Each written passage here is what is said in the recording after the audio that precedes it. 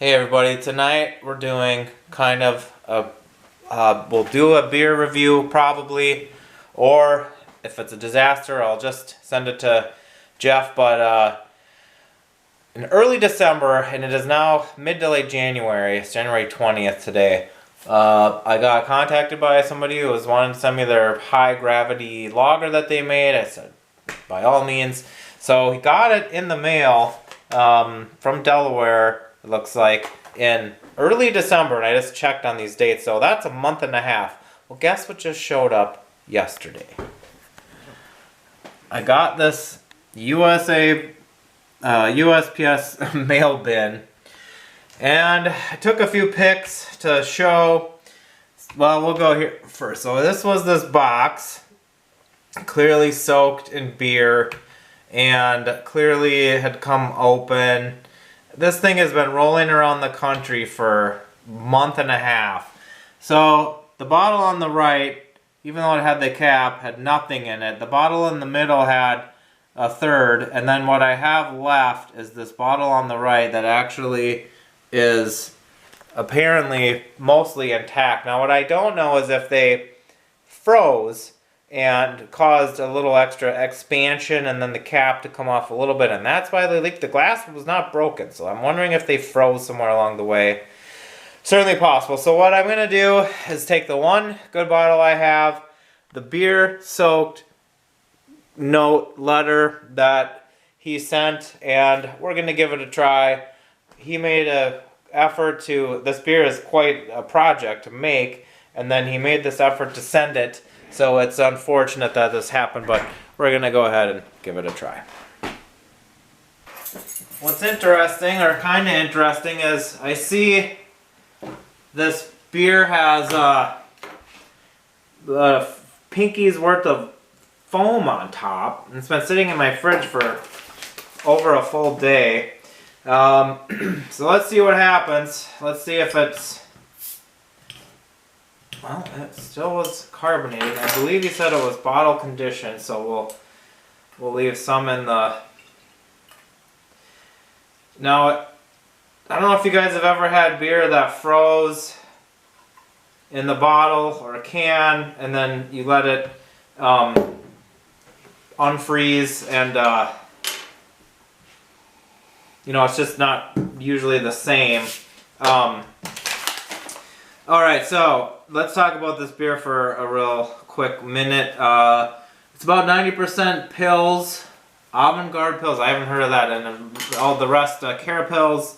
Polaris is the bittering hop. Czech Zazu at 10 and 5 minutes. Double decoction. Only used the first runnings. Ended up with 2.5 gallons, OG 1130. Pitched the wort on top of a yeast cake from a 5-gallon batch of Pilsner I made previously using the Zurich lager yeast, which is the high gravity lager yeast that you would use for a Santa Claus. He said that your Santa Claus videos last year, like Chips and mine, inspired him to try his own high gravity lager. Never tried to make the Santa Claus beer you guys are so fond of, so I decided to make a small batch of Imperial Pilsner. Excellent. So, fermented at 50 degrees, slowly raised the temp to 54 over a week and a half. Stayed in the primary for 5.5 weeks before racking to a 3-gallon carboy. Final gravity reached 1012 from 1130. That's amazing. Given as an ABV of 15.5. Also amazing. I let it rest at room temp for a month before bottling it. Decided to bottle condition it, since he didn't have an extra keg for it to sit around for aging. Been bottled since April, and now it's January. Pretty pleased with the end result. Lightly carbonated. I find it have a clean lager profile, slight Belgian character. Definitely packs a punch. Last I tasted, it was quite warming, so definitely a sipper. And I would have, in other times, either with more bottles surviving or with easier ability to get together, I would have definitely liked to try or share this with someone else.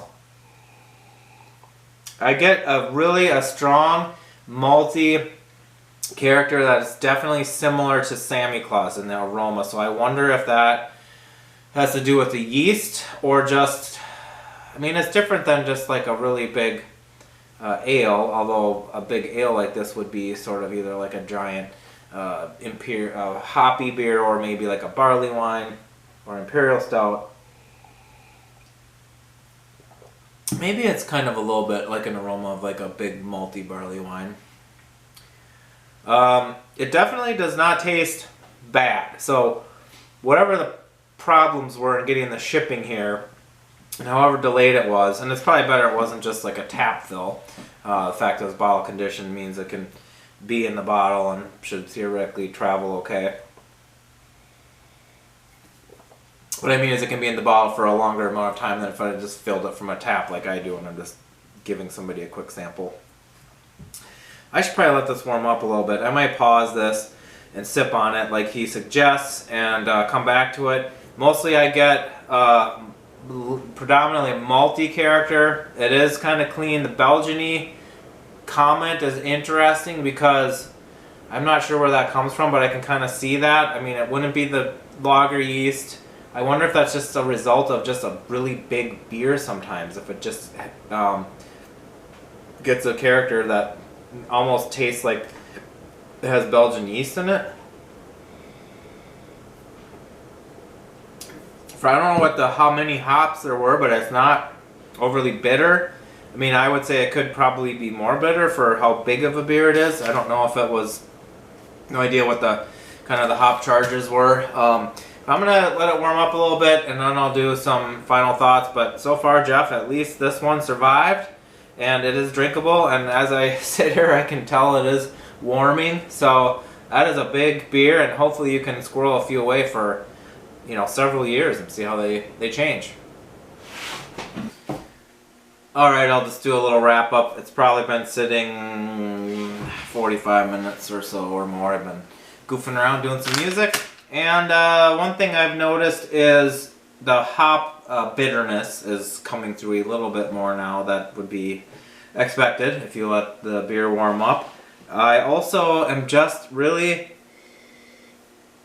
noticing that aroma. It really does remind me of Sammy Claus, and also maybe in particular like the homebrewed Sammy Clauses that I've had. I wonder if that's just the amount of alcohol, because I also can kind of, like I said, liken it to a strong barley wine, malty barley wine aroma. Maybe it's like the alcohol and not much malt, even though this beer finished at 10-12. I have to say, Jeff, despite the extreme goof up of, I guess, the Postal Service, or I don't know what happened, of course it was peak shipping time, I suppose that wasn't ideal either, but the fact that one bottle got here pretty much intact, despite the box being torn open, there being 1.5 bottles of beer worth soaking in the box and this paper. I'm pleasantly surprised how this came out. I can see why you're happy with it. I also can, like I said, especially if you bottle condition it, like you said, it was lightly carbonated, so I wasn't expecting it to be overly carbonated or super spritzy, and I mean, you don't really need that with this kind of a thing. It'll probably just taste more like a barley wine in time as the hops even fade more. But thank you so much for sending it. We've emailed every week or so back and forth what the heck's going on with this package, and I never thought it would arrive, and it did. And thanks for sending. It's an enjoyable beverage that is warming me on this cold Minnesota night, so appreciate it. Catch you later.